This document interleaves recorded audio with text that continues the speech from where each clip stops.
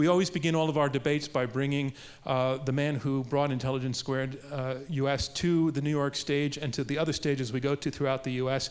Bob Rosencrantz is why we are here, and we want to bring him to the stage as we always do, where we chat for a few minutes about the topic before us and why we're doing it at this particular time. So please welcome to the stage Bob Rosencrantz.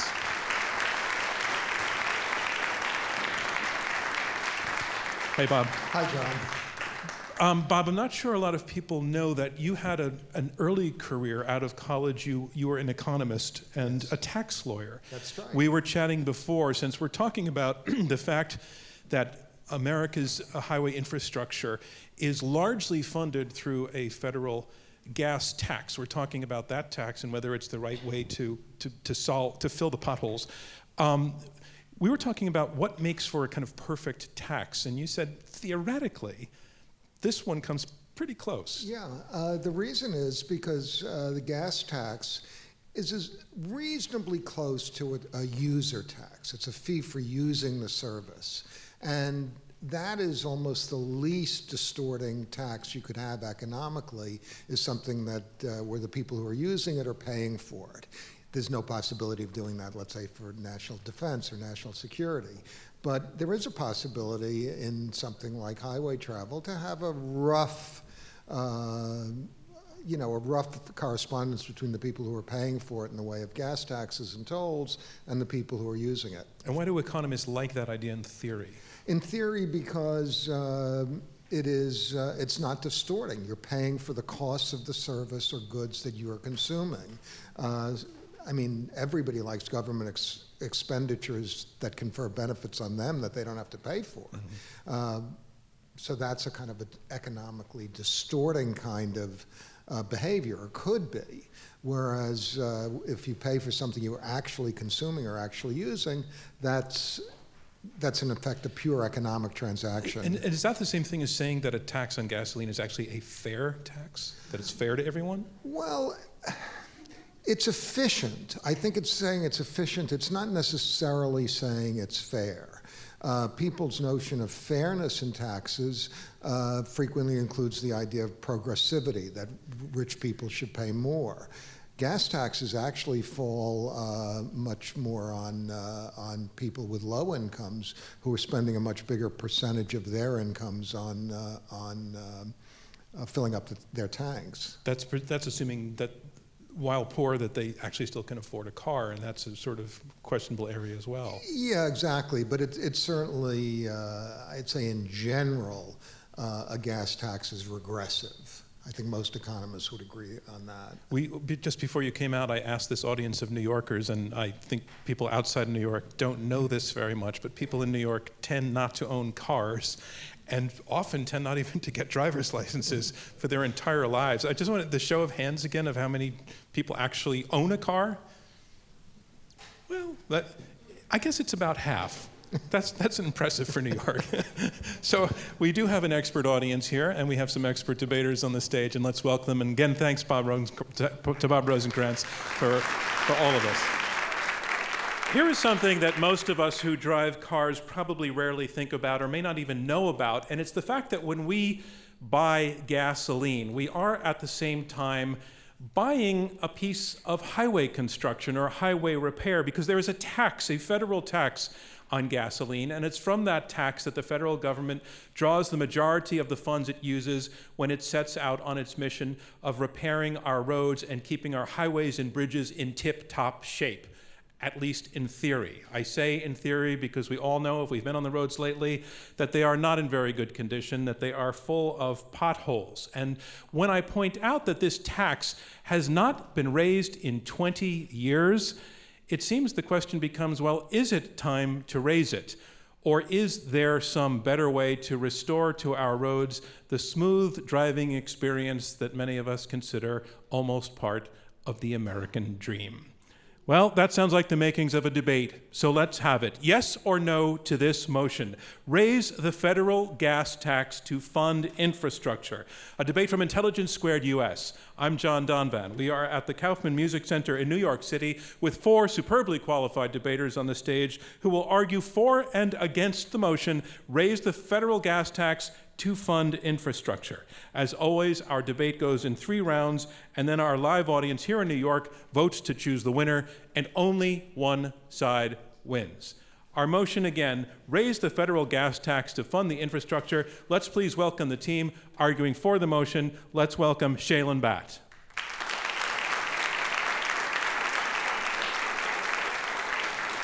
Shaylin, you are the executive director of the Colorado Department of Transportation. Prior to this, you worked in Delaware's Department of Transportation. You served also at the Federal Highway Administration. Before you went out to Colorado, the American Society of Civil Engineers Infrastructure Report Card gave Colorado, where you now are in charge, they gave Colorado's bridges a C- grade. It gave its roads a D. It gave its mass transit a D+. We're just curious, what does a bridge looks like that is an A? What's an A bridge? An A bridge is one that has a solid foundation, nice shoulders, preferably a Libra, and enjoys long walks on the beach. And since we're in Jersey, a nice A bridge should not be turned off by political considerations. Well, we're in Manhattan, but Jersey's a stone's Close throw to New away. Jersey, excuse me. Ladies and gentlemen, Shaylin Batt.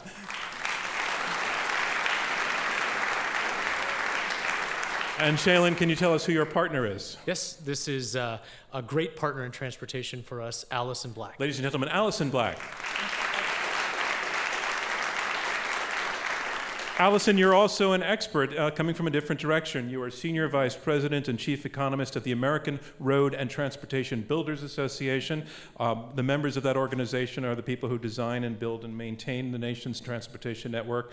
You have been working on bridges and roads for 15 years, and you have led I have here more than 75 studies on transportation funding. So when you're out on the road, out on a road trip with your family, does that feel like a vacation, or does it just feel like more work going on? Oh. Well, I'm probably one of the few people that actually gets excited when we come up to a construction work zone. I love seeing the orange barrels. That's progress. But I don't know that my husband and my 4 kids would agree with that. So, Well, we'll have to see what they say after they hear the debate itself. Ladies and gentlemen, the team arguing for the motion. And that motion, again, is raise the federal gas tax to fund infrastructure. We have 2 debaters arguing against it. Please, let's welcome Adrian Moore. Adrian, you are Vice President of Policy at the Reason Foundation. You've served on Congress's National Surface Transportation Infrastructure Financing Commission. You've also worked in California's Public Infrastructure Advisory Commission. You were the commissioner. A long-term resident of California, more than 50 years, but not long ago, you moved to Florida, and we're just curious, how does the infrastructure in Florida differ from California's? Well, let's just say I can drink out of my travel cup without going to the dry cleaner afterwards. In Florida? Yes. It's a smoother ride in Florida. Much, much, much. They're going to be glad to hear that in Florida. Ladies and gentlemen, Adrian Moore. And Adrian Moore, your partner is? Not my cousin, but still awesome, Steve Moore. Stephen Moore, ladies and gentlemen. Stephen, you are also arguing against the motion, raise the federal gas tax to fund infrastructure. Second time you've debated with Intelligence Squared. Welcome back. You are a Fox News contributor. You are the Distinguished Visiting Fellow for the Heritage Foundation's Project for Economic Growth. Prior to that, you wrote about the economy and public policy for the Wall Street Journal, where you were on the editorial board. Now, you have said that both parties have an appetite for spending when it comes to infrastructure, but is one party worse than the other? Asked the naive moderator to the Fox News contributor. Well, that's a good question. Right now, I'd probably say no. I mean, you probably have all heard that there's a big budget deal that was just hatched yesterday that just massively increases spending across the board. Some of you may be surprised that Republicans would agree to this. They're supposed to be the fiscally conservative party, but I've always said the reason I know Republicans are the pro-life party is they always find themselves in the fetal position. And that's true now more than ever before. Ladies and gentlemen, Stephen Moore with the surprise answer. Again, our motion is raise the federal gas tax to fund infrastructure, and this is a debate on that motion, and that means that it is a contest. One side will win and one side will lose, and that determination will be made by you, our live audience here in New York City. By the time the debate has ended, you will have been asked to vote twice, once before and once after you've heard the arguments, and the team whose numbers move the most in percentage point terms between those two votes will be declared our winner. So let's have the preliminary vote. If you go to those keypads at your seat, take a look at the motion. Raise the federal gas tax to fund infrastructure. Push number 1 if you are in support of this motion. Number 2 if you are against it. And number 3 if you are undecided. You can ignore the other keys, they are not live. And if you accidentally push the wrong button, just correct yourself and the system will log in your last vote. And the way this works, this is a new device for us, you hold down the button until you see the light comes on that confirms that your vote number has registered. It should be a matter of 2 or 3 seconds for that to work. So we're going to move on. And remember how you voted now. I'll say it one more time. For us, victory is the team whose numbers change the most in percentage point terms between the first and the second vote. So recall how you voted. Don't forget how you voted. Our motion is this: raise the federal gas tax to fund infrastructure. We are moving into round 1. Round 1, opening statements by each debater in turn. Those statements are uninterrupted, and they will last for 7 minutes. Making his way now to the lectern to argue in support of this motion, I want to welcome again Shailen Bhatt. He is, sorry, I lost my page here. Shailen Bhatt, he is Executive Director for the Colorado Department of Transportation. Before this, he led the Delaware's Department of Transportation and served at the Federal Highway Commission. Please welcome, ladies and gentlemen, Shailen Bhatt.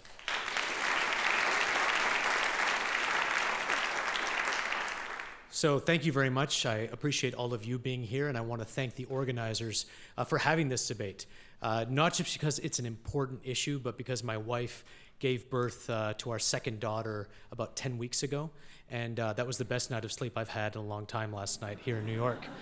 So I will be asking for your support, along with Allison, for raising the gas tax by 10 cents. Now, in full disclosure, I want to admit that I prefer to pay less for gas. All right, I recognize that this initiative, while important, is not necessarily very popular. So I was trying to think back in my mind, when have I had to advocate for something that was important to me but not very popular? And I go back to 1992 when I needed a date for prom, right? Very important to me, not very popular. I hope I have more success here tonight. So what else happened in 1992, right? It was the last time that the federal gas tax had been raised. Now, if the gas tax had been indexed back in 1992 to inflation, just like many other things are, right, it would be about 10 cents higher today. But because of political inability to take a tough vote on this issue, right, the gas tax has remained where it has been. So think about that though, right? That $1992, its purchasing power has been cut more than in half. So $1 today from 1992 is worth about 40 cents. Right? So skeptics of government often say, well, why can't government be more like business? Well, what business is out there taking in $1992 in revenue and paying out $2015? Could you pay your expenses right now, right, on what you were making in 1992 inflation adjusted? And other folks will say, well, you know, there are more cars on the road and they're burning more gas. Well, cars today are much more fuel efficient. Some cars don't even use any gas. And more cars and trucks will mean more wear and tear on our highways. So the right thing to do is just to raise it, just like the cost of everything else has gone up. And as state DOTs, we are very focused on doing more with less and stretching those dollars further and further. In fact, if you look at state DOTs now, the vast majority of them have moved from expanding the system, even though there are places that still need capacity, to maintaining the assets that we have. Right? These are big, important systems, and we need to maintain them. Unfortunately, and in Colorado, almost all of the money that we get goes to system preservation, right? We're not expanding the system right now, but the money that we're putting into that system does not equal a system that is improving. It's actually declining, and it's hard. It's a tough decision to say, let that bridge or let that road go. It's not a good way to run a business. And government skeptics say things like, you know, why can't you do more with less? Why can't you be more efficient? I would argue we are doing more with less. We're doing a lot more with less. You know, we have shrunk our agencies. We have changed the techniques and technologies we use to extend the life of our roads. We repair bridges now in a weekend instead of taking months to do that, right? But even though our systems are not expanding, the demands are growing ever more. You know, I was talking to one of our people on the other side earlier, and they said they lived in McLean, Virginia. If you think about McLean, Virginia, right, it has grown up with lots of subdivisions. People want signals. They want new lanes. A new signal can cost $100,000 up front, and then it must be maintained 7 days a week, 365 days a year, right? So we can't keep doing more with less. If we don't raise the federal gas tax, we're going to have to do less with less, and that means the system is going to suffer. But it's not just about maintaining our system. You know, Colorado is going through an economic boom right now thanks to Governor Hickenlooper. And, you know, but our interstate system is causing us to choke on that growth. So the interstate system was designed in the 1960s in Colorado for a population of the 1980s that they thought would be about 3.3 million. We're at 5.5 million people today. We're going to 8 million people in the next 20 years. Where are all those cars and drivers going to go, right? Are they going to sit on that existing system? So in Colorado right now, hundreds of thousands of motorists lose 40 hours a year out of their life sitting in congestion. Now, we have one project that's ready to go, just like there are projects across the country that could go, but for a lack of funding. And that project is to widen I-25. And it'll save lives, it'll reduce congestion, and that project will, at current funding levels, we'll get to that project in 2070. That means an entire generation of people will be born and likely die before we widen that roadway, right? That's not a good way to run a system. And it's not just about roadways. So here in the Northeast, where I used to work, I worked on the Northeast Corridor Commission. This is the trains that run from Washington, D.C. to Boston. And to call that system antiquated would be polite, right? There's a tunnel in Baltimore that was built in the 1870s. Trains have to go through it at 30 miles an hour, right? There's a major bridge that takes 30 men and women to open by hand, right? That doesn't sound terribly efficient. The bridge on the River Kwai was more modern, right? We desperately need a new tunnel underneath the Hudson to relieve train congestion here in New York. And people say, well, let the states pay for it. It's $10 billion. New Jersey says, we can't afford it, let New York pay for it. New York says, we can't afford $10 billion. That's why you need a properly funded federal system. And this has profound impacts on our country. I am the son of immigrants, right? And I can remember people talking about moving to this country because they thought that the streets were paved with gold. Right? And our transportation system used to be the envy of the world up until a very recent time. But in a very short period of time, it has changed dramatically. Now, many of you have probably flown internationally, right? If you fly into Newark or LAX from Mumbai, Dubai, Shanghai, right? Are you flying into an airport that shouts American primacy? Or are you thinking that the infrastructure I left was actually kind of nicer than the one we have here? And that has profound impacts for our country. And it's something we need to consider when we think about, well, that's tough. It's a tough vote to take. We used to be able to build great things in this country. But in the last few years, this partisan politics has frozen our ability to raise the gas tax or do much of anything. You know, but to those who say that this is a partisan issue, you know, transportation used to be a bipartisan rallying cry. Even libertarians could point to the words of Adam Smith, who said in The Wealth of Nations that infrastructure was one of the few things that government should invest in. Ronald Reagan, the patron saint of the Republican Party, raised the gas tax, right? And he said in 1982, we simply cannot allow this magnificent system to deteriorate beyond repair. The bridges and highways we fail to repair today will have to be rebuilt tomorrow at many times the cost. It was true in 82 and it's true today. But I would close with the words of Adrian Moore, who is across the stage tonight, who after participating in that commission, which recommended a 10-cent gas tax increase, in 2009 said, I'm not excited about a gas tax increase, but the reality is our current gas tax doesn't pay for the upkeep of the system. We can either let the roads go to hell or we can pay more in gas tax. So join me, join Allison, and join Adrian. Thank you. Thank you, Shailen Bhatt. And our motion is raise the federal gas tax to fund infrastructure. And here to make his opening statement against the motion, I want to welcome to the lectern Stephen Moore, Distinguished Visiting Fellow for the Heritage Foundation's Project for Economic Growth and Fox News contributor. Ladies and gentlemen, Stephen Moore. Thank you. Well, thanks a lot. I didn't know it was 3 against 1, but it's great to be here. Look, I'm pro roads. I'm pro bridges, I am pro highways, I'm pro electric grid, I'm pro infrastructure, I'm pro cars, and I'm pro growth. So I don't think there's any of us who would disagree. We do need a renovation and modernization of our transportation system in this country. There's no question about it. I think we would all agree with that. The question is really how best do we fund that? And I would make the argument that instead of raising the federal gasoline tax, we should reduce the federal gasoline tax. And what we ought to do is use the money, lower the federal gasoline tax from 18 cents a gallon to somewhere in the neighborhood of 5 cents a gallon to pay for the interstate highway. But look, you're exactly right. There's 42,000 miles of interstate highways in this country. It is one of the great triumphs of our country. But you know what? The interstate highway system was completed many, many, many years ago. It was completed in the mid-1980s. Now it's basically a system that just needs to be kept up. We need to continue to fix the potholes and so on, but that's a lot cheaper than it is to build the system in the first place. So what we ought to do is devote about 5 cents of federal gasoline tax to modernizing our interstate highway system, and the rest of the money, reduce the federal gasoline tax and let every state raise its gas tax as is appropriate. So in Colorado, you could raise your gas tax to pay for your roads. In Illinois, my home state, we pay for the projects that we want to. And this gets to the point that that Bob Rosenkranz made, which is that the gas tax is, I agree with him, it is an efficient tax. It's not as efficient as we would like. There's probably better ways now to finance roads than the gas tax, but it's a pretty good user fee system. But it's not a very good user fee system if I have to pay a gas tax living in Virginia to pay for roads and transit projects and other things in California. It doesn't make sense. The people in California should pay for those,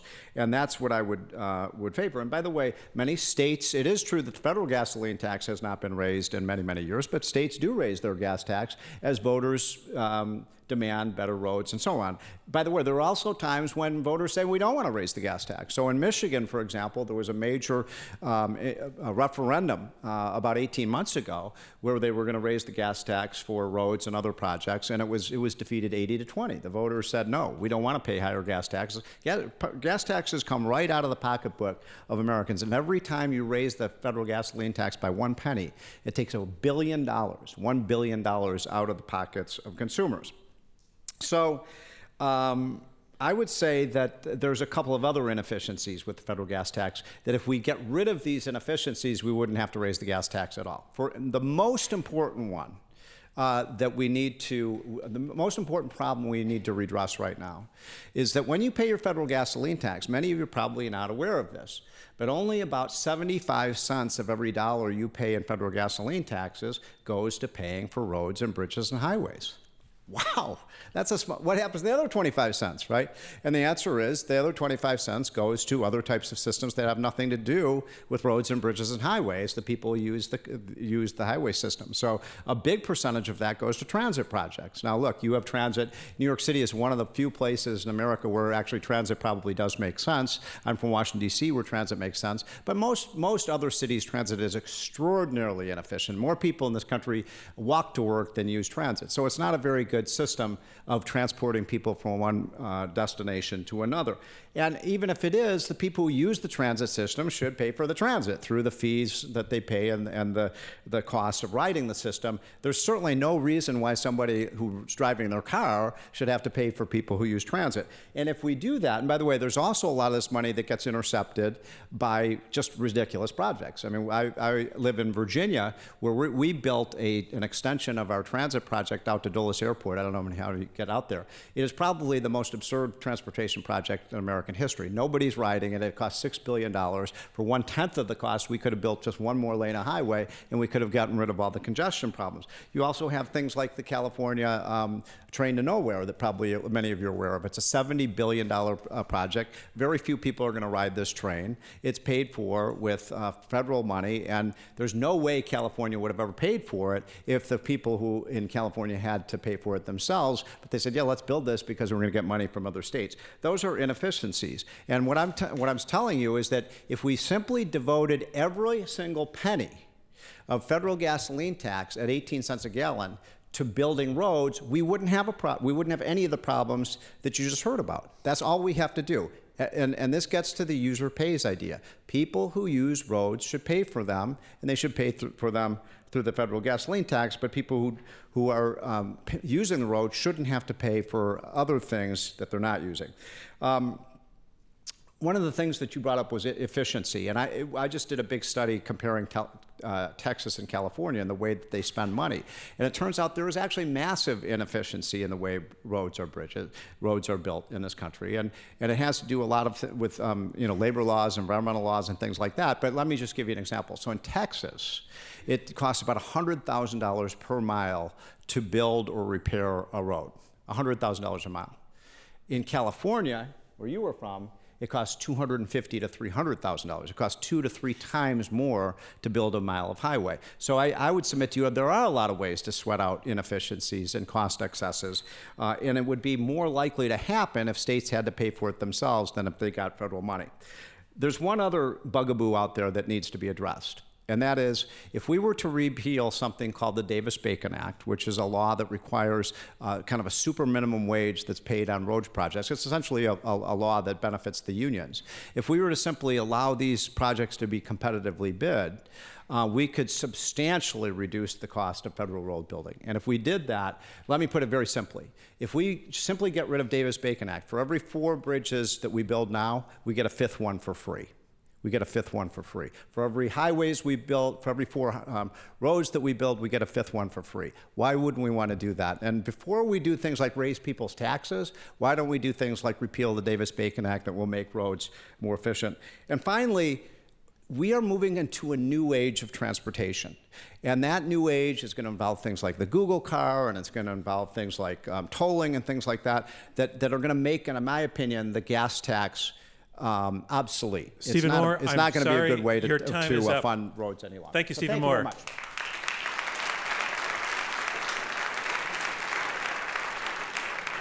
A reminder of what's going on. We are halfway through the opening round of this Intelligence Squared U.S. debate, where our motion is raise the federal gas tax to fund infrastructure. I'm John Donvan. We have 4 debaters, 2 teams of 2, arguing for and against. You have heard the first 2 opening statements, and now on to the third. Debating for the motion, raise the federal gas tax to fund infrastructure, I'd like to welcome Allison Black, Senior Vice President and Chief Economist for the American Road and Transportation Builders Association. Ladies and gentlemen, Allison Black. Thank you very much. I think if we're going to have a debate about raising the federal gas tax and asking users to pay more, we also have to talk about the benefits that they'll get from that increase in investment in our highway and bridge program, as well as the challenges we're going to face as a country if we do not make those needed investments. So raising the federal gas tax means increasing investment to repair and reconstruct the highways and bridges that are the backbone of our economy. It also means increasing investment in transit, which provides mobility choices to millions of Americans every day and also gets cars off of our congested roadways. It also means raising or increasing employment and economic output in every state, as well as, most importantly, we're also talking about saving lives. Roadway conditions are a factor in about 1/3 of all highway fatalities in this country. And when we make investments to improve our roads and bridges, we significantly can help reduce that number. So I want to talk tonight about how the national transportation system is the foundation of our economy and why federal investment is so important to that, and how the federal gas tax is also a sustainable source of revenue over the next 10 to 20 years. And when we're talking about investing in our federal highway system, these are the roads and bridges that are key to our national economy. We're not talking about filling a pothole in your neighborhood street. This is investment that has to go towards our interstate highway system, our national highway system, the roads that connect our airports, our ports, and those highways that make just-in-time delivery possible. So these are the major roads. And just to give you an idea of how important that national system is to our entire economy, over half of all the seaborne cargo in the United States comes through 2 ports, the Port of Los Angeles and the Port of Long Beach. Now, about 23% of those goods are going to stay in Southern California, but the rest of them are shipped to every state in the country. They go by rail, they also go by truck. And in this country, over 70% of our freight is shipped by truck. So that national system is absolutely essential to getting goods and services across our country into the economy that we have. The federal program is extremely important as well because it ensures that states are making investments in that national system. 25% of the roads in this country are eligible for federal aid for the program that we're talking about that's supported by the federal gas tax. But those roads carry 85% of our total traffic.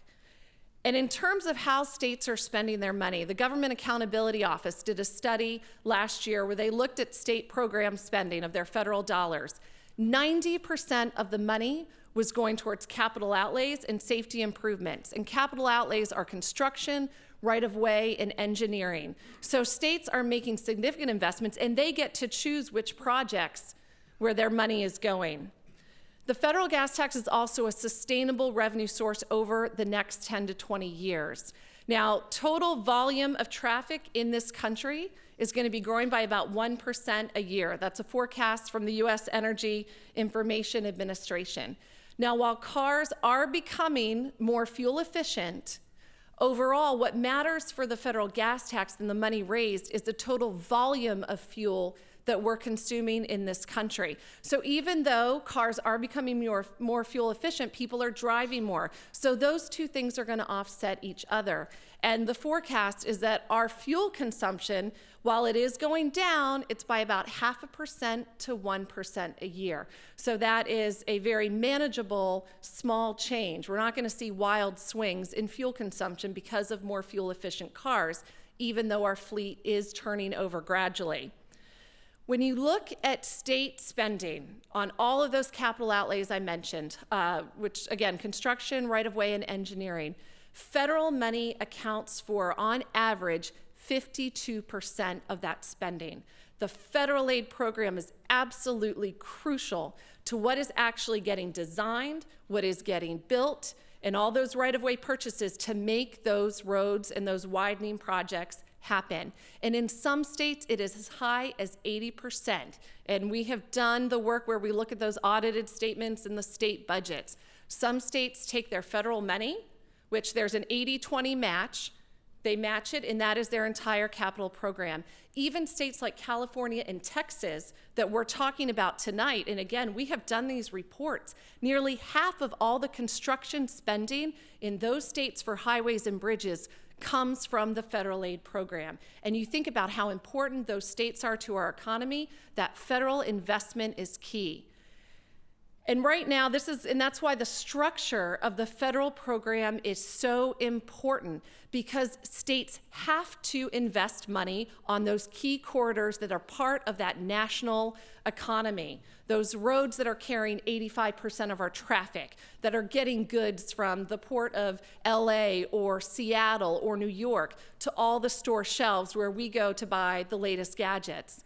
And we are in danger if we do not raise the federal gas tax. We are not investing enough, as my partner described, and we are going to leave a system for future generations that is an economic drag. That's not fair. We've inherited a great system, and we owe it to our children and the next generation that we make the investments and that we pay for them, that we're not bonding and using debt, and we're using a straightforward way, increasing the user fee to pay for the system. And I would also add that people really value their mobility in this country. We did some polling last year. We're not asking the right questions. It's not, do you want to pay more in a gas tax? It's, what are the benefits? What are you getting out of that investment? And we found that 75 to 80% of Americans told us that they value their mobility and their transportation system as much as their cell phone, their internet, their electricity, things that we use every day and that we just can't imagine living without. But there's a disconnect for folks understanding exactly what they pay for it. And for that reason, and many others as we've described, we urge you to support raising the gas tax so we can make those needed investments to help support our economy. Thank you, Allison Black. The motion is raise the federal gas tax to fund infrastructure. And here, our final debater in this opening round, speaking against the motion, Adrian Moore. He is Vice President of Policy at the Reason Foundation. Ladies and gentlemen, Adrian Moore.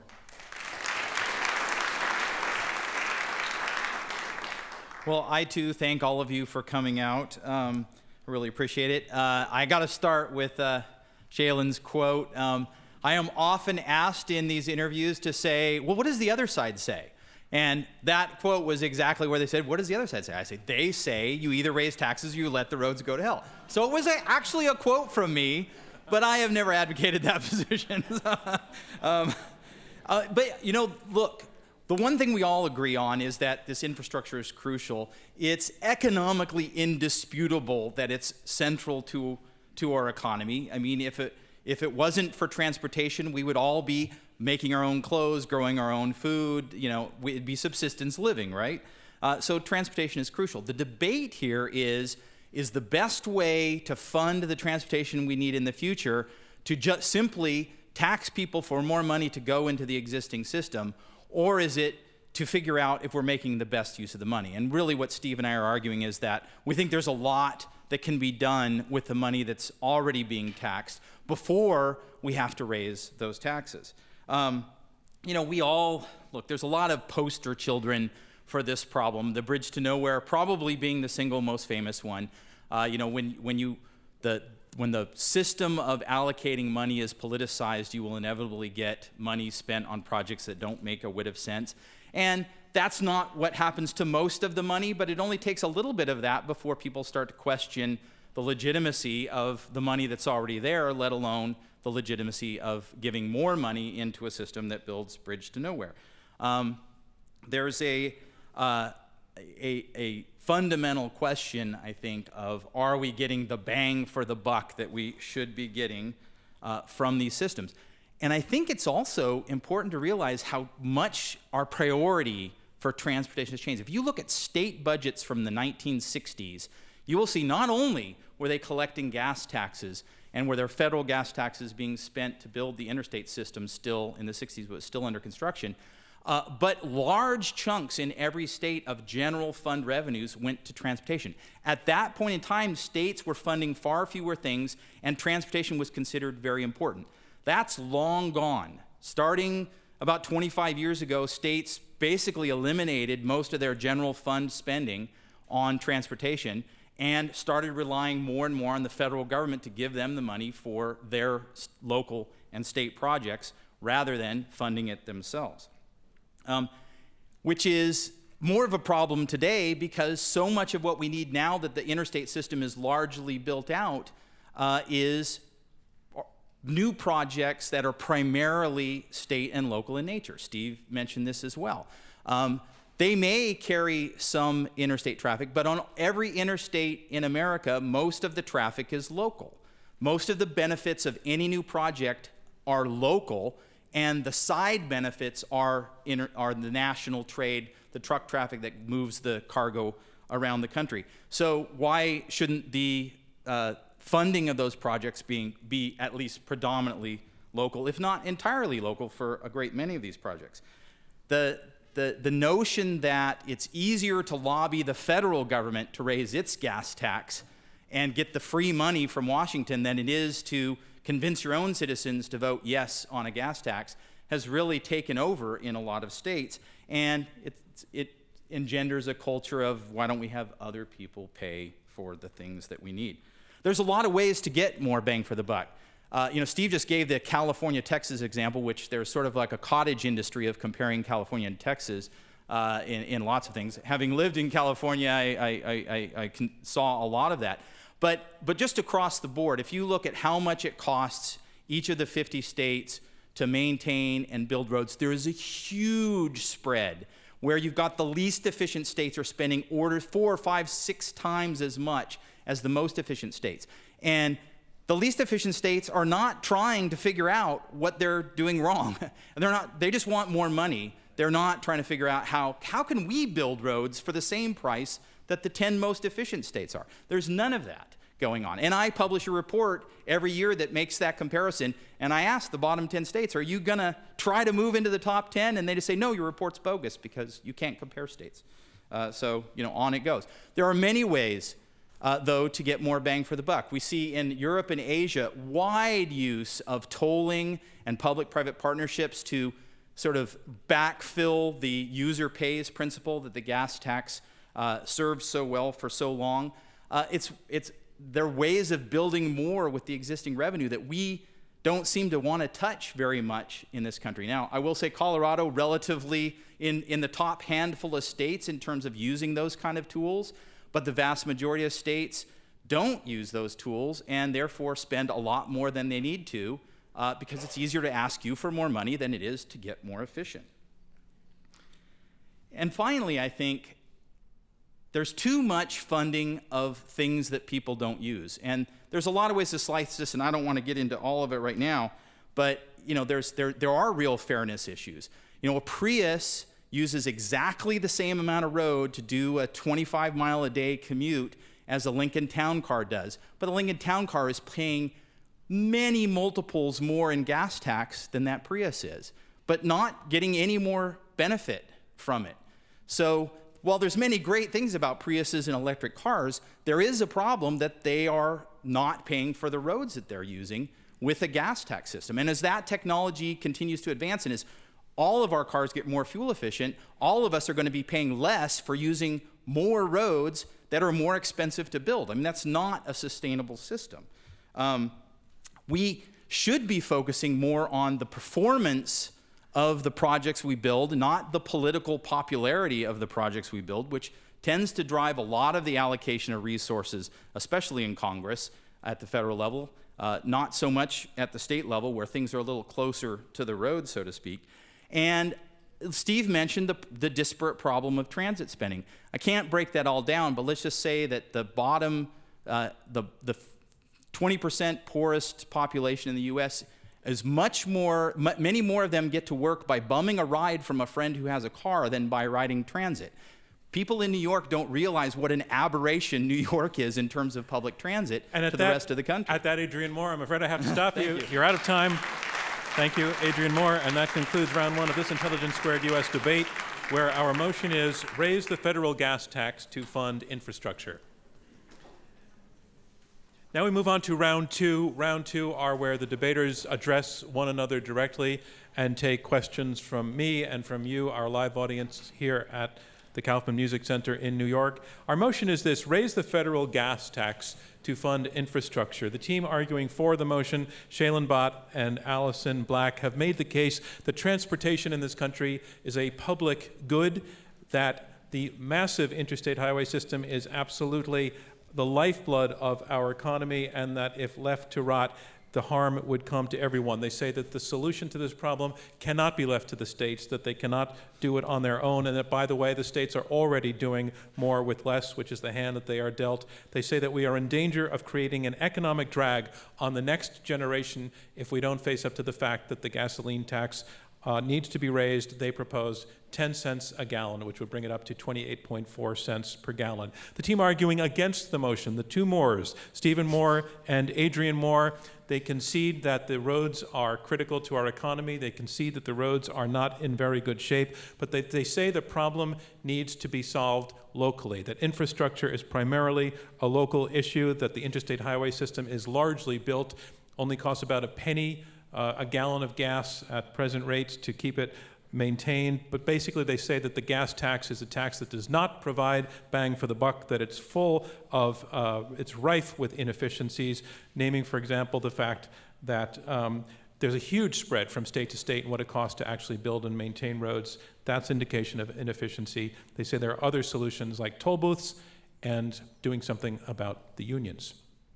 I want to go to the team that's arguing against the motion, again, raising the federal gas tax to fund infrastructure. And we have a little bit of a philosophical argument. We also have some economic arguments that are made and some nuts and bolts arguments. But I want to go to the philosophical argument first, which is this matter of whether the highways in Seattle should be paid for by people who live in Florida, right, and vice versa. You're arguing no, by saying that the local people, the main users of these roads, should be the ones who pay for them, and that the nation shouldn't be paying for the roads in Seattle. People in Seattle should be paying for them.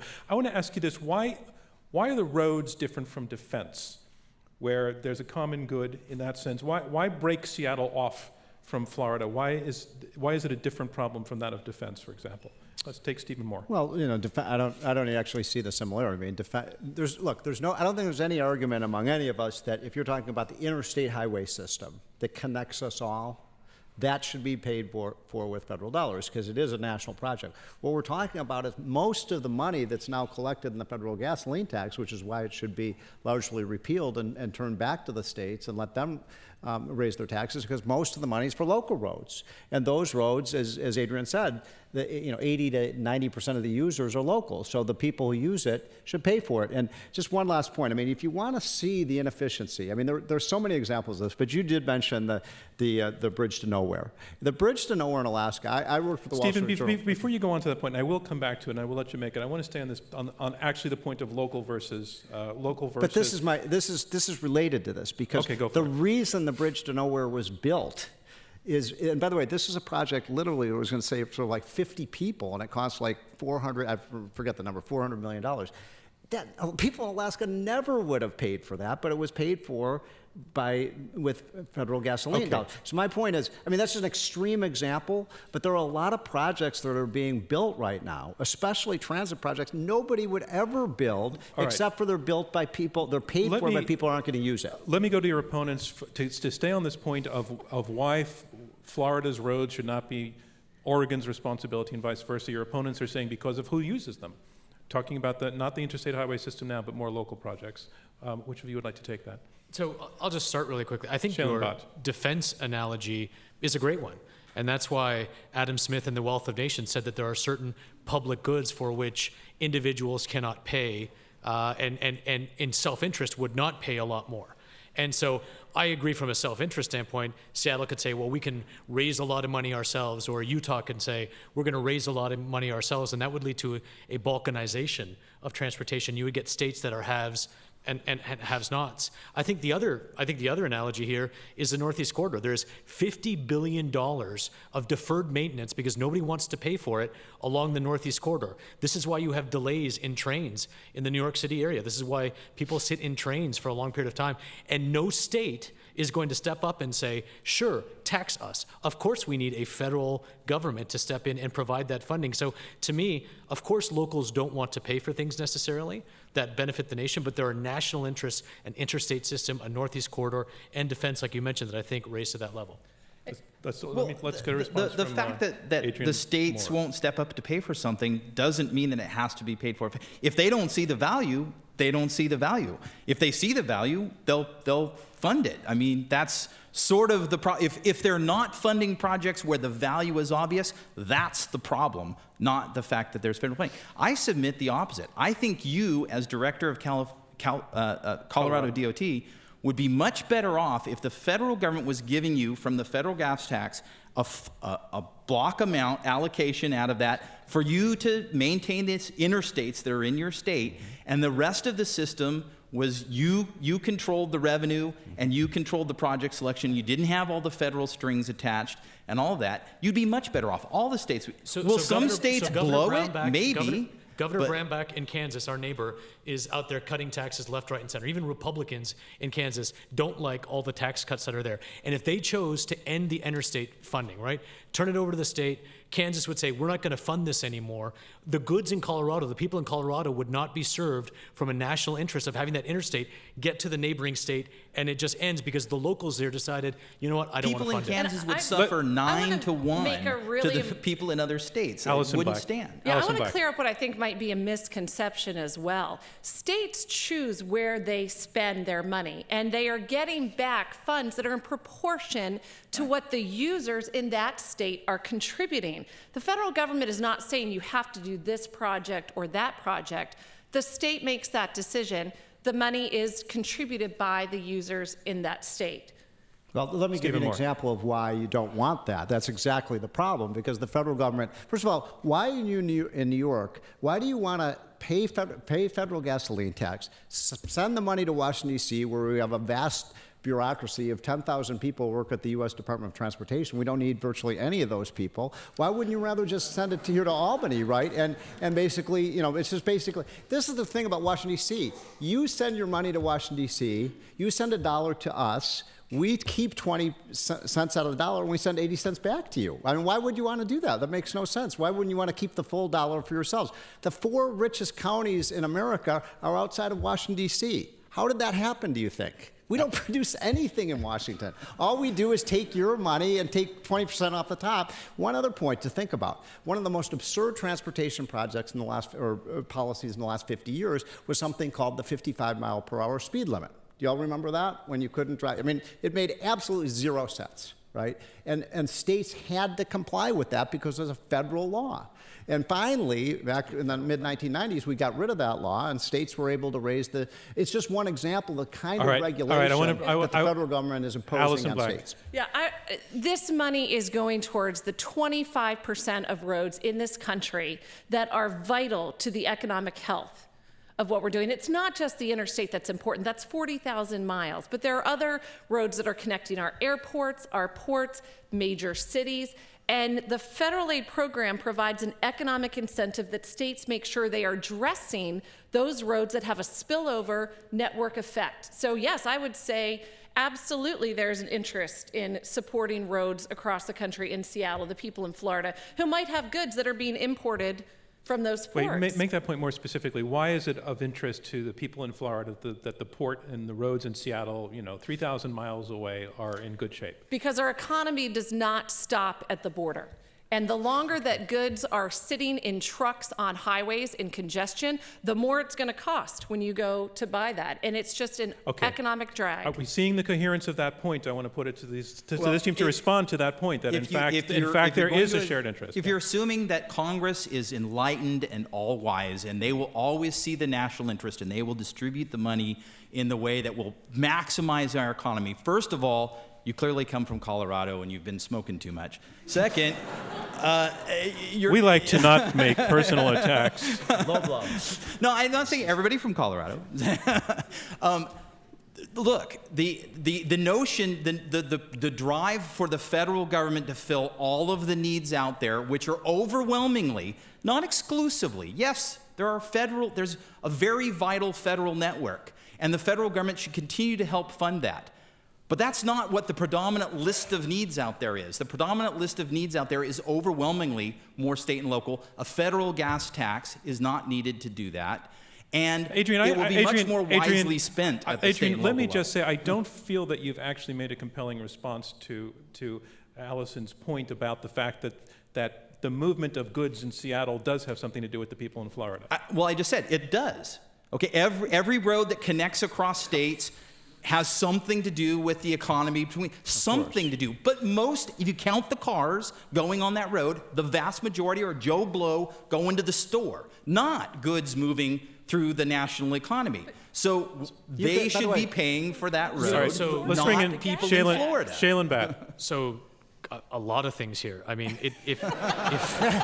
if you go on Fox News or Al Jazeera, wherever you go, it's very easy to play to that audience and raise things like the bridge to nowhere. The reality is the vast majority of these projects get delivered on time and on budget. And you can point and you can cherry pick individual projects. And Joe Blow, when he goes to the store, if the good he's going to buy is sitting in traffic at the Port of Long Beach or sitting in traffic or is not getting there, he's going to pay more for it. And that's why it costs money. But I do want to address the one thing that I think what you claimed in your opening statement was that your words were taken out of context, that you were actually arguing for the other position. I will say that in your article, Restoring the Highway Trust Fund from 2010 that you co-wrote, you did say that even if we did all of the things that we talked about, the efficiencies, at least for the next decade or so, there is a clear case for increasing highway investment in America. Was that written by you, or was that written by your co-writer at the time? We've been arguing for increasing investment in the infrastructure the entire night. So we started off supporting that. We're disputing what the best way to pay for it is. Right. We're saying no to a federal hike in the gas tax, not no to spending more money on transportation. States and cities to raise the gas tax. And by the way, your argument, Allison, I just think it's not a very strong argument, because the same argument could be used against, I live in McLean, Virginia. Should people in New York State pay for my police service? There's some ancillary benefits to the fact that it's safer in McLean because we have police service. Stop right there, because it's a great point. I want to hear what Allison's response to. I want to hear your response to why are local cops different from local roads? Well, local roads are not supported by the federal gas tax. Well, okay, the roads you were talking about, the roads that serves ports and airports local locally. Spending is a completely different thing, and half of all the spending in this country is, or on highways and bridges, is by state and local governments. The other half, when you get to construction dollars, is the federal money. So, I still like their point. I think it's an interesting point that you need to chew on a little bit The more. police are, I mean, to me, that's a defense argument, right? I think that there are certain things, local police would not be something that people in New York City should pay for in McLean, Virginia. But all of us collectively as Americans have an ability and a desire to expect protection from the government for which no individual state would pay more. But it's the exact same argument. And I would say that the military and transportation are some of the things that Adam Smith has talked about. I think libertarians would agree. That's I one don't of the get few that. things Look, they should do. If I Adam go to Smith Colorado, said it was a public good. He didn't say it was a federal public good. But when you say that, you seem to say that the federal government is unenlightened, right? Like all these terrible politicians in terrible. Congress. But they are terrible. I have to tell you. But look, here's the thing. They and don't I would know- agree they can't raise the federal gas tax, but you're don't know- implying Wait, somehow guys, that the, let him talk. You're Okay. implying- Hold it. you're implying that the Excuse state, me. Wait. I'm going to moderate now. You're going to finish, and then we're going to go to. Okay. So Adrian. I would agree that there's a lot of challenges in Congress, but implying that somehow that state and local elected officials do not suffer from some of these similar challenges and are somehow more enlightened is just not true. Adrian Moore. And so is the opposite. I'm just arguing that the opposite is also true. To assume that all the states, that we'd have states all over the country making disastrous transportation decisions if the enlightened federal government wasn't doing it for them is just not true. The ones who make bad decisions will quickly reap the economic consequences and change their ways. That's what tends to happen in a market economy. You see what happens to jobs, people start leaving the state, and you start changing your ways. That's what will happen. All right, I want to move Meanwhile, on. Local I wanna- projects, local projects. I want to go move on fail. to a different part of the argument that the side against made, which is the bang for the buck argument. They made the case that there's an enormous disparity state to state on the efficiencies of construction, and that putting federal money in the hands of states that are going to spend the money so dramatically differently in terms of efficiencies is another argument against it. They talked about in some places it costs 5 times what it costs in other places to build a mile of highway. What about that? Let's take a. I would say yes. In Allison some Dyke. urban areas, it does cost significantly more. You have issues of topography. You have issues with engineering, with the soil under the ground. There are many reasons why roads are going to cost different amounts. Unless you are comparing the same project, I don't think you can really make that argument. Yeah, the reason Moore. it costs so much more in California and Texas is just basically just labor costs and environmental rules and things like that. And the point is, if California wants more roads, they can deal with those regulations that would allow them to. They don't really have an incentive to when the money comes from Washington. And look, I'm not saying that, look, people in Congress are pretty stupid. I mean, but there are a lot of stupid state legislators too. But the point is, you can't ask Not in somebody, Colorado. a member of Congress, to have any idea about whether a project should be built in Colorado Springs. Most of them have never even been to Colorado Springs. Why would you? And I would simply make one other point.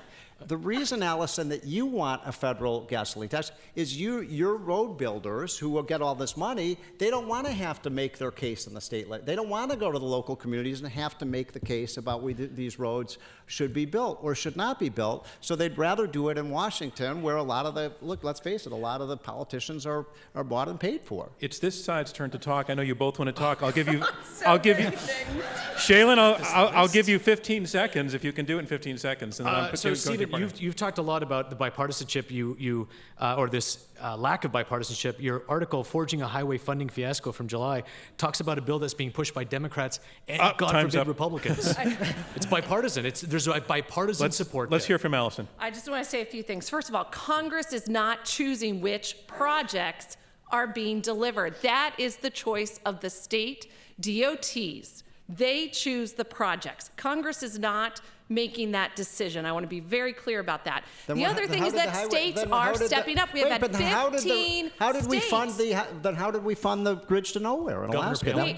That was earmarked, right? I mean, that was earmarked by the We federal have government. had So 15 states raise their gas tax in the last 3 years. You have had over 650 state and local bond initiatives. State and local governments are trying to do their part, but I think Right. the part of the key thing is, how would you pay your mortgage today on a salary from 1992?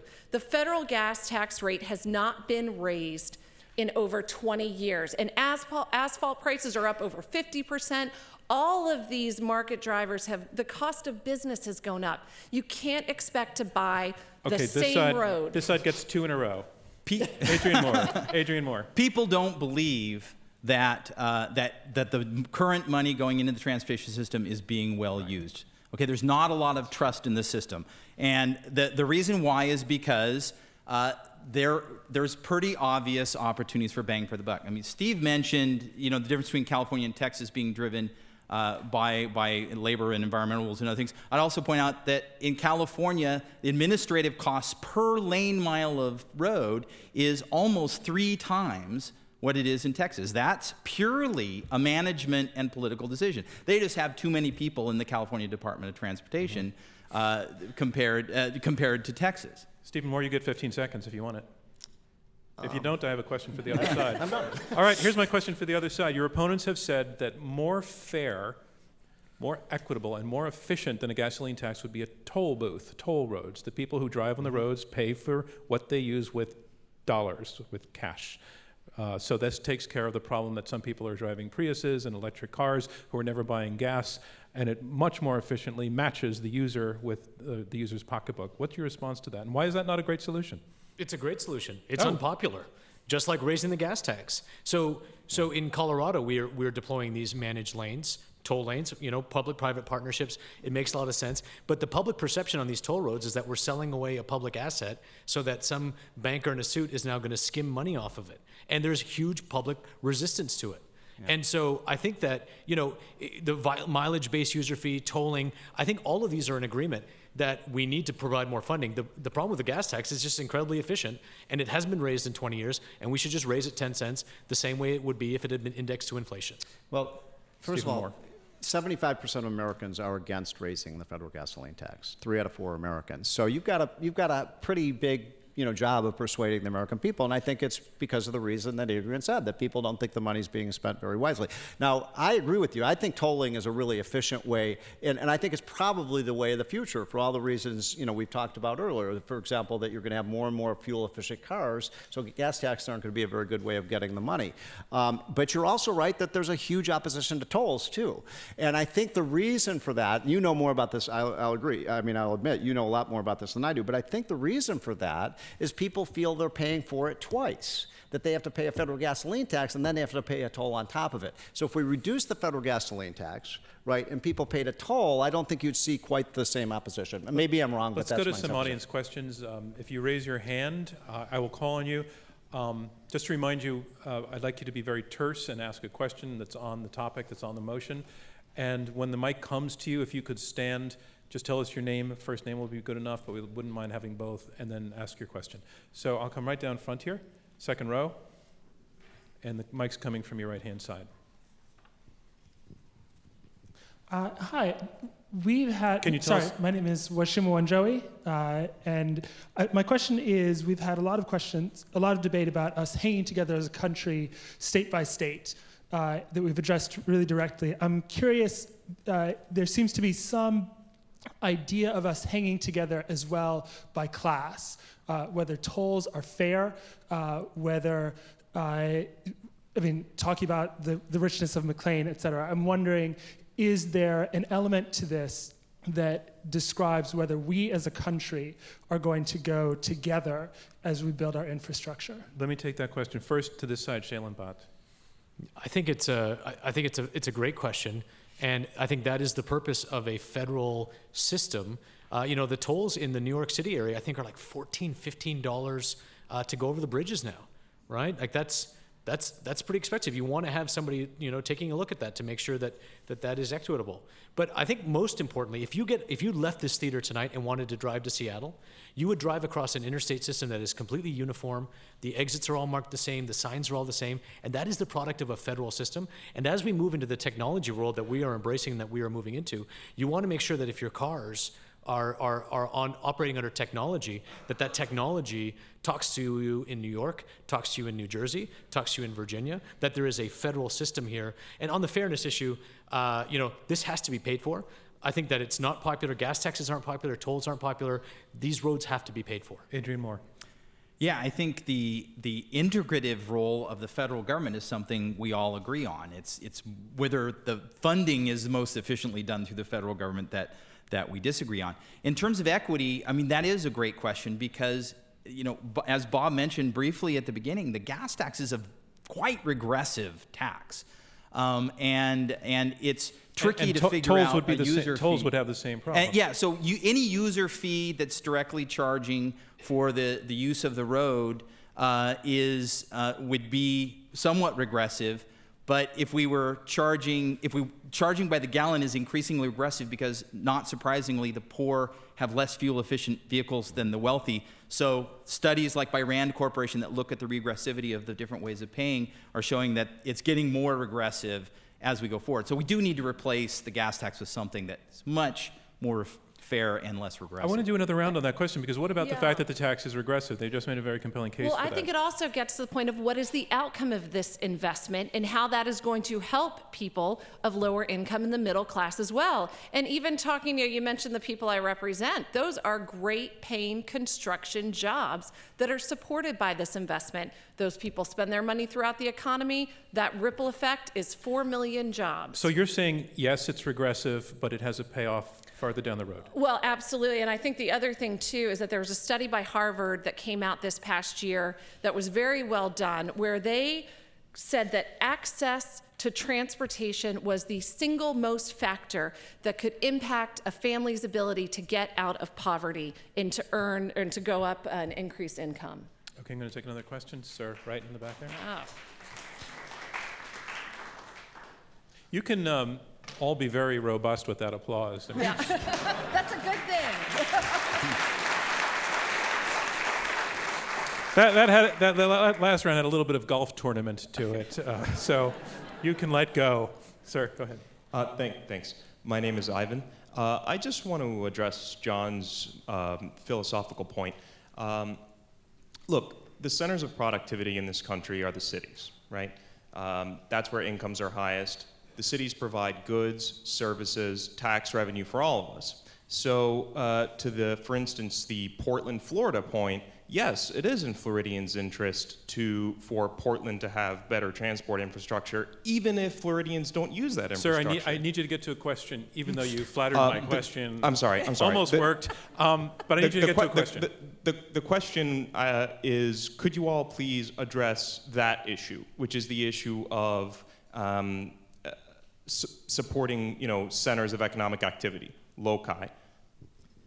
Let's take this question to Adrian Moore. I mean, we've kind of been agreeing with that all along. We all agree that there is a benefit. When you improve the transportation infrastructure in Portland, you get a huge benefit in Portland, and you get some trickle benefits. Maybe trickle's too small a word. You get some spillover benefits to the rest of the country. It's a huge benefit to Portland. They should be the ones who want to make that investment because they're going to reap huge benefits. The poor working slob in Iowa, that benefit is going to be trickled down, many orders of magnitude before it gets to him. Does he really want to be ponying up 25% of the share for those projects? No, it doesn't make any sense. But again, he's not ponying up 25% of the share. It's the money the states are contributing through the user fee that they are paying in that state.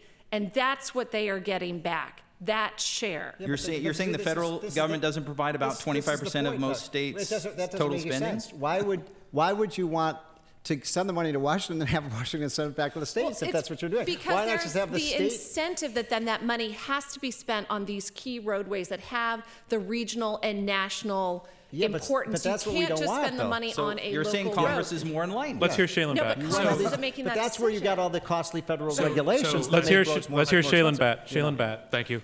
So a couple of things. I think it's interesting. We're talking about regressivity and the impact of tolls and gas taxes on poor drivers, and yet we want to cut transit, which is disproportionately used by folks who can't afford cars, right?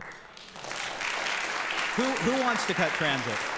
We want to cut federal funding of transit and have the cities pay for the transit projects in the cities. And by the way, So, and that was what I was going to finish up with, was to say that you talk about these cities becoming the loci, right? Like the focal point of all this industrial growth. And that has been the migration, I think, and the shift in emphasis from building highways to building infrastructure and working with locals and working with these big cities to say, how do we address this? Because you don't need necessarily big highways. You know, you talked about, let's get rid of the transit to Dulles. Let's just build one more lane. Well, that'll just induce more cars out there, and then we'll have a gridlocked highway that's one more lane wider. Well, look, do you support? Hold on. Stephen Moore. I mean, look, this is New York City, and people do, you know, half the people in this room or more use transit all the time here, and this is a congested city, and transit probably makes sense here, but most places it makes little sense. Seattle, Minneapolis, look, Denver could not live without the transit. I've Jalen, looked at the statistics on this. I mean, in a lot of cities, it would be cheaper to buy a chauffeured limousine service for poor people to get them to where they're going than to build they're 4 times, they're billions of dollars. And you know, when you talk about transit versus congestion, there is zero evidence. There's zero evidence that transit reduces traffic congestion in most cities. Most people, let me ask you a question. Would you support subsidizing Nike sneakers? Because you know what? More people walk to work than use transit. So do you want to, more people walk to work than use transit. So maybe we should subsidize their sneakers. I'd like to go to another question. Right? Well, you know what? There's a vital factual point on that question, though, which is for 25 years, the major urban areas of this country have spent, on average, about 30 to 35% of all transportation funding in those cities on public transit, which carries 2% of the travel, and the share of people riding transit has gone up 0. Right. Fact, all of the growth in transit use since the Great Recession happened is in New York. It swamps what's the flat transit use in the rest of the country. Let's go to a question. Hi, I'm Katie. As a young person living in a city, I would like to hear more about how you think increasing the gas tax would improve the environment, which is something I really wanted to hear more about. And infrastructure is really important, but it can be expensive as the fare goes up every month. I think it's relevant. I mean, let's do a little bit on it because we haven't touched on it. Would you like to take it first? Which side would like it first? Shailen back. My wife used to work for the EPA. I love the environment, and I think it's a great. I love you.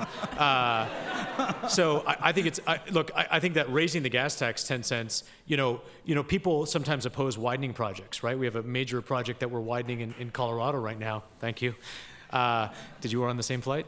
You know, look, when you have gridlock, right? Like I sat in traffic, a lot of traffic last night when I flew in 11 o'clock, and all of those cars are spewing out, you know, so having congested roadways does not help the environment. I think that if you make things more expensive, people will do less of them. But I want to go back to this transit example. No.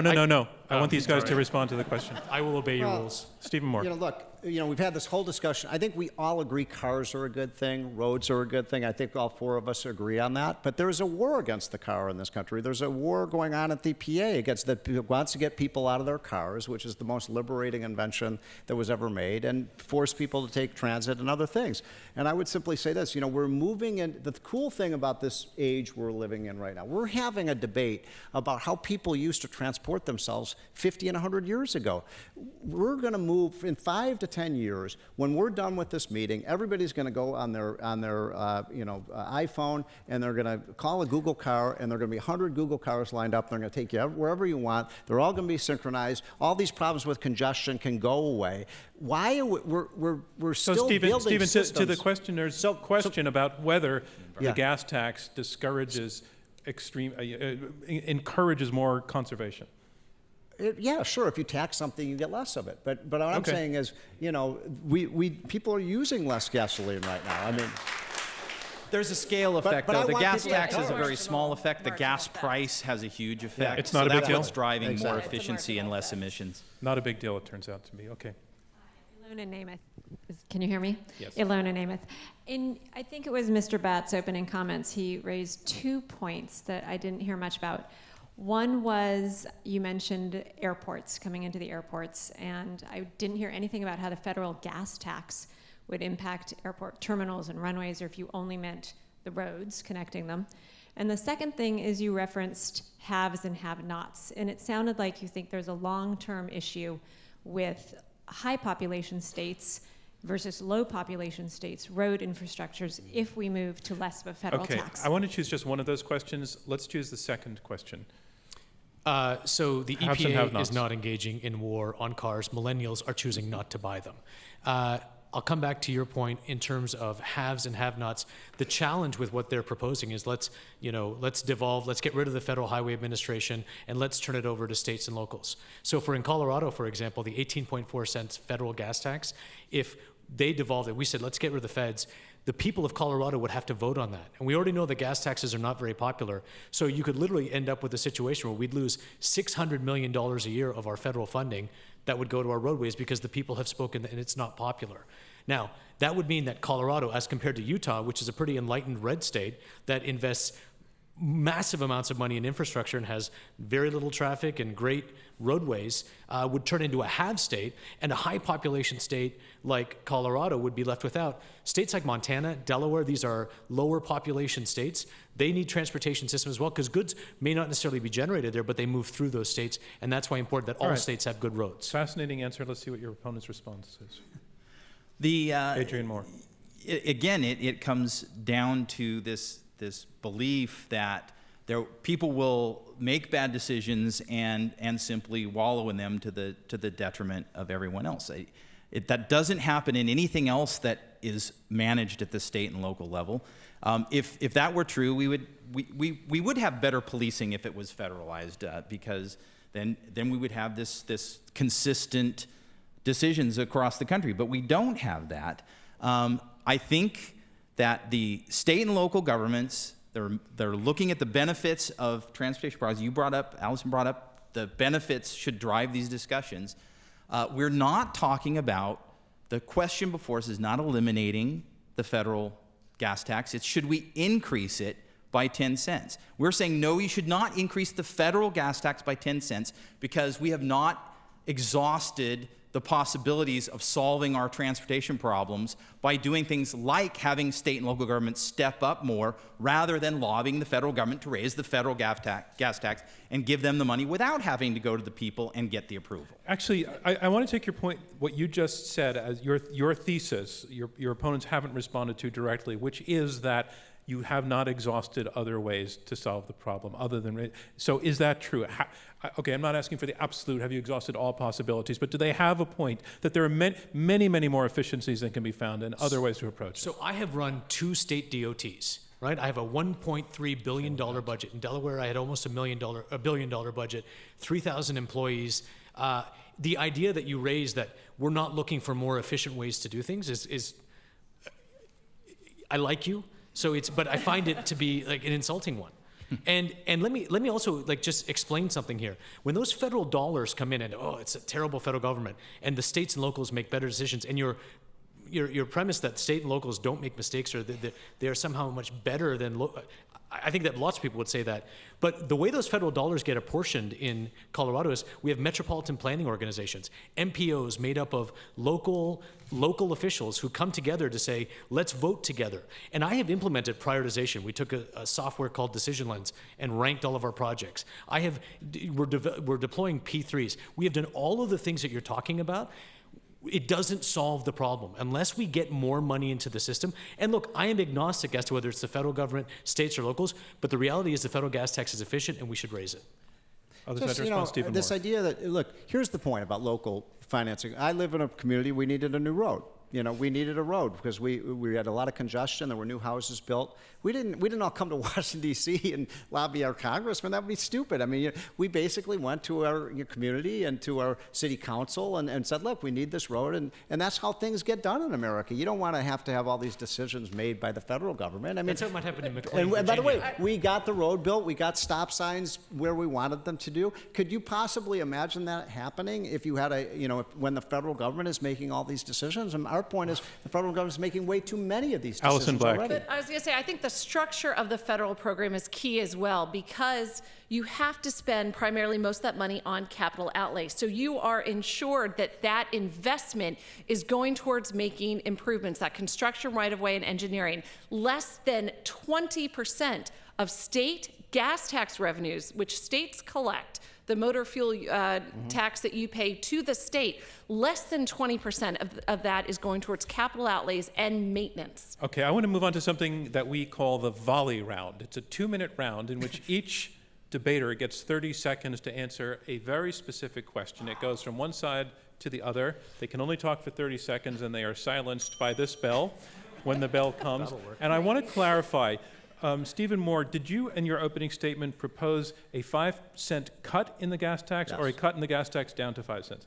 I said we could fund the federal interstate highway system and still cut 5 cents a gallon of the gas tax at the federal level, and then let states raise the legislation. So here's what I want to do with this 30 seconds. I want to put before the debaters your proposal that the system can be sustained even with a 5-cent cut in the federal gas tax. Why that's true and why that's a good thing. Your 30 seconds starts now. I'm sorry. I don't understand the question. I want you to defend. I want you to elucidate your argument that a 5-cent cut is doable and in the long run a good thing. So basically what would happen is everyone in this room who lives in, most of you live in New York, instead of sending 5 cents a gallon to the federal government, now you'd be able to keep that money, right? It wouldn't go to Washington. It wouldn't support 10,000 people who work in the U.S. Department of Transportation. And you can then decide here locally, Albany can raise their gas tax to pay for your roads. And I'm making the case that would be a much, much more efficient system than we have right now. And you get more roads, you get a lot more bang for your buck. And Washington, D.C. would be the big loser in that, and that's a good thing. Adrian Bott. I'm sorry, Shaylin Bott. Shaylin Bott. What am I? You're responding to that point. I have $1 billion a year shortfall in Colorado. $1 billion a year. So if you cut my federal program by 5 cents, which would be about 40%, I would have a $1.2 billion a year shortfall in Colorado. You can't talk. I mean, and so to me, and these are important projects that save lives, reduce congestion, and save Americans money. So let's do the right thing. Let's raise the gas tax by 10%. A 5-cent cut is ludicrous. Adrian Moore. I haven't crunched the numbers on the 5-cent reduction, but we have crunched the numbers on if the federal government simply confined its current 18.5 cents gas tax to funding the maintenance and improvement of the interstate system, what would the states have to do? On average, most states would have to increase their state gas tax by 2 to 5 cents per gallon to make up that funding for the projects that are predominantly state and local in nature. And that seems pretty reasonable. Alison Black. It is not enough an investment, and we are way behind. Bob Poole at the Reason Foundation did a report last year looking at just the needs to fully fund the interstate system and make the repairs that we need, just the interstate. It was about $1 trillion, not billion, 1 trillion. That is the work that is needed on the interstate system alone. And that concludes our volley round, and that concludes round 2 of this Intelligence Squared U.S. debate, where our motion is raise the federal gas tax to fund infrastructure. Now we move on to round 3. Round 3, closing statements by each debater in turn. This will be their last chances to try to get you to vote with their side. These statements are uninterrupted, and they are 2 minutes each. And here making his closing statement in support of the motion, raise the federal gas tax to fund infrastructure, Shaylin Bott, Executive Director for the Colorado Department of Transportation.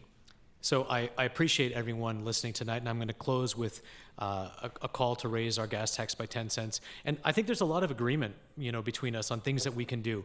And I'm saying that in my experience in running 2 of these state DOTs, we've done a lot of these things, and there is still a shortfall. And I want to close with a story.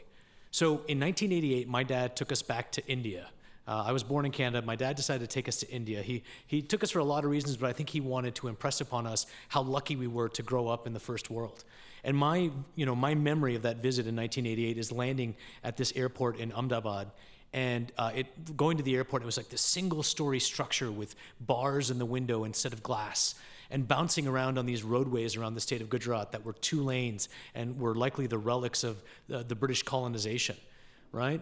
And it wasn't a pretty sight in 1988. I went back representing the Federal Highway Administration in 2010, and that single-story airport was this modern, gleaming glass and steel structure, which is probably the nicest airport I've ever been in the entire world. And those 2-lane roads, they've been replaced by 4-lane roads that are carrying goods and services around India.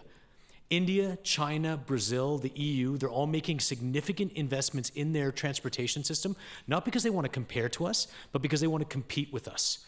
And there's a global war for jobs right now, and our transportation system in the 20th century provided a backbone for this country's economy. We inherited that system. We have not invested in that system, and that system is failing.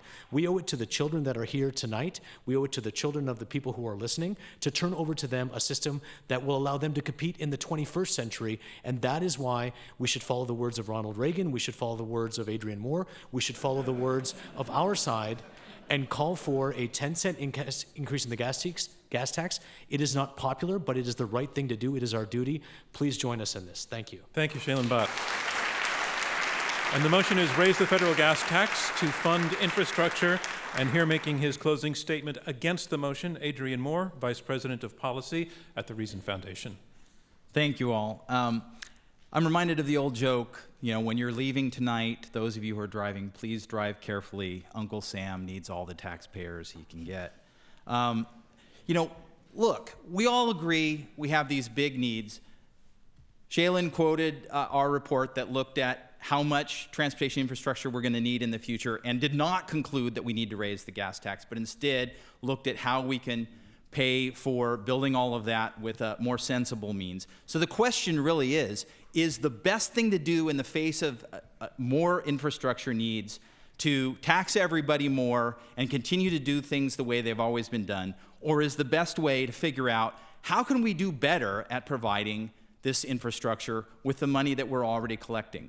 We're getting more for our phone purchase, more for our computer purchase, more for our home purchase, more for everything we buy. We should be getting more from our transportation system too. So we don't need to raise the federal gas tax to get more. We need to focus on getting more bang for the buck, so to speak. That's why we're the more. Yeah, that's right. I submit that most of you don't have any idea how much you pay per year in gas tax. Most people in America don't. We've done a lot of survey and man on the street kind of interviews. The people's beliefs about what they pay in gas tax varies widely. People don't know. They don't know where the money goes. They don't have a lot of trust in the system. We should be focusing on getting that understanding, getting that transparency, getting that willingness to invest in the system before we take the money. And finally, should we be doubling down on a system that was invented before World War II when technology is changing so fast? Should we increase funding in a system that is so ancient and rapidly becoming obsolete? Or should we focus those energies instead on figuring out how do we fund the future transportation with a future transportation funding mechanism, not just throwing more money into the same old system? Thank you, Adrian Moore.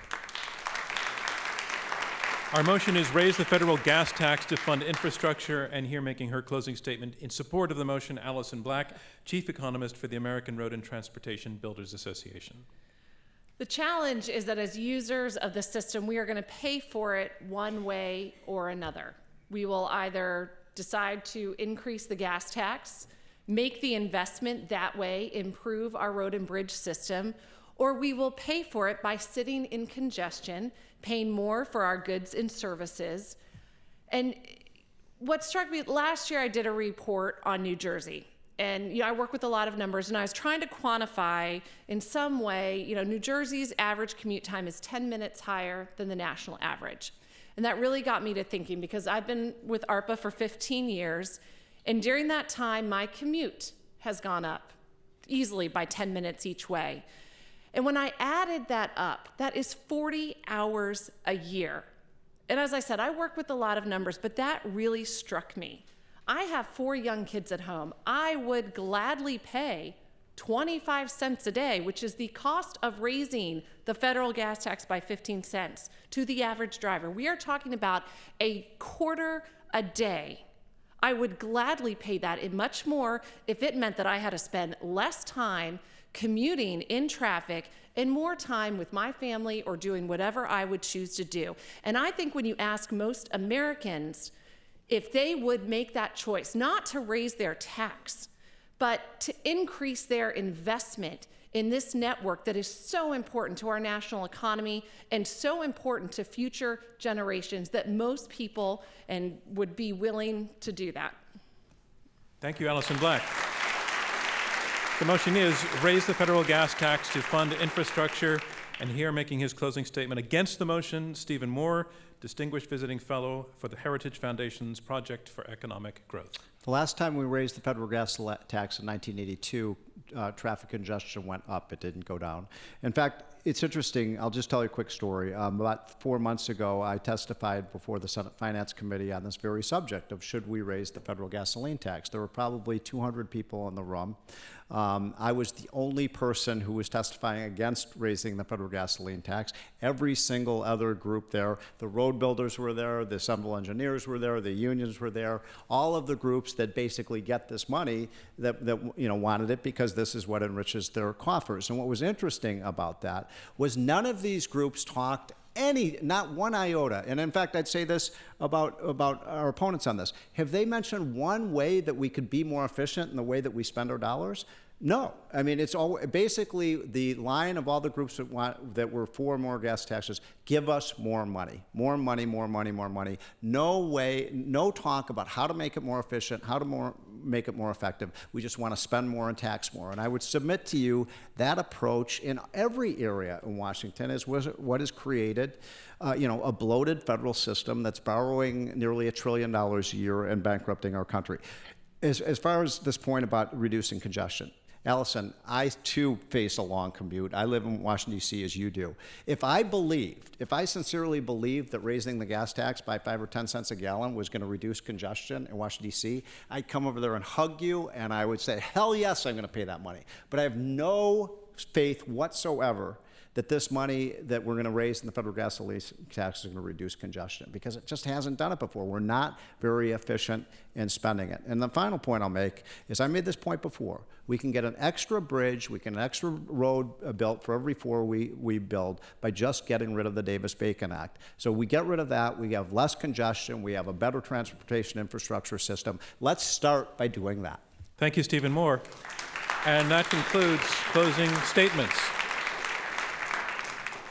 And now it's time to learn which side you feel has argued the best. We're going to ask you again to go to the keypads at your seat and vote for the second time. Same system as before. Take a look at the motion. Raise the federal gas tax to fund infrastructure. If you support the motion, push number 1. If you oppose it, push number 2. If you became or remain undecided, push number 3. And I'll give that about 15 to 20 seconds for you to complete. Okay, it looks like everybody's done. We're about 2 minutes away from getting the results, so in those 2 minutes, I just want to say this. I'll be very honest that back when we crystallized a debate with motion language that had the word infrastructure in it, I never imagined that things would get so crazy on the stage here and be so passionate, with accusations of quoting people out of context and assertions that somebody on the panel actually inhaled. I want to say, though, that I thought the spirit and the energy and the civility that you all showed one another, as well as a sort of robust competition, was exactly what we're looking for in these debates. So I want to thank all of you for what you brought to the stage here.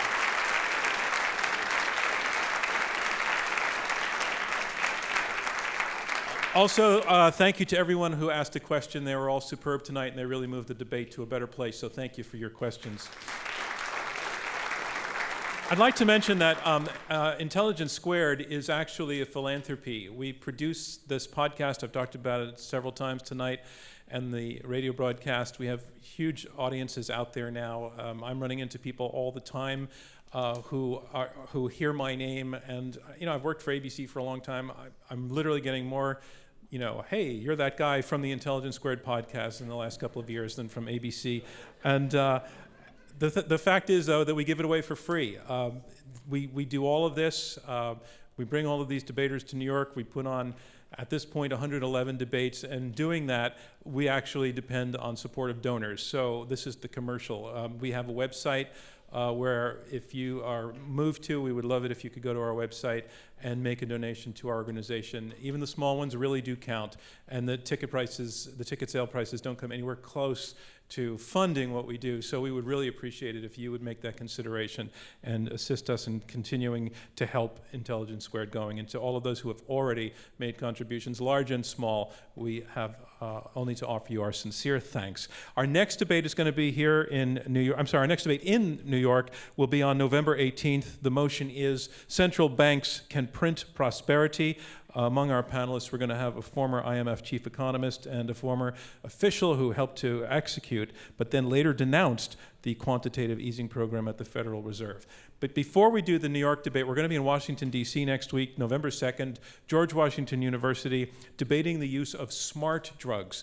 By that, we mean drugs that that students are taking off-label, like Ritalin, to improve, not because they have attention issues, but they take them as a competitive advantage to focus their attention. And the question is whether this is ethical or not. It's a big issue on campus, and we're going to look at whether it's cheating or whether the benefits actually outweigh the risks. Then we're going to be in Chicago on November 10th at Northwestern University School of Law, debating whether prosecutors have too much power. Again, tickets for all of our debates are available through our website. Okay. So the results are in now. Once again, the motion is this: raise the federal gas tax to fund infrastructure. And again, the way our debates work is that the team whose numbers have moved the most between the first and the second vote will be declared our winner. So let's look at the first vote. On the motion, raise the federal gas tax to fund infrastructure, before the debate, polling the live audience here in New York, 51% agreed with the motion, 10% were against, and 38% were undecided. Those are the first results. Let's look at the second results. The team arguing for the motion, raise the federal gas tax to fund infrastructure, first vote 51%, second vote 66%. They picked up 15 percentage points. That is the number to beat. Let's see the team against the motion. Their first vote was 10%, second vote was 23%. They pulled up 13 percentage points. Not quite enough. The team arguing for the motion, raise the federal gas tax to fund infrastructure, declared our winner. Our congratulations to them. Thank you from me, John Donvan, and Intelligence Squared US. We'll see you next time.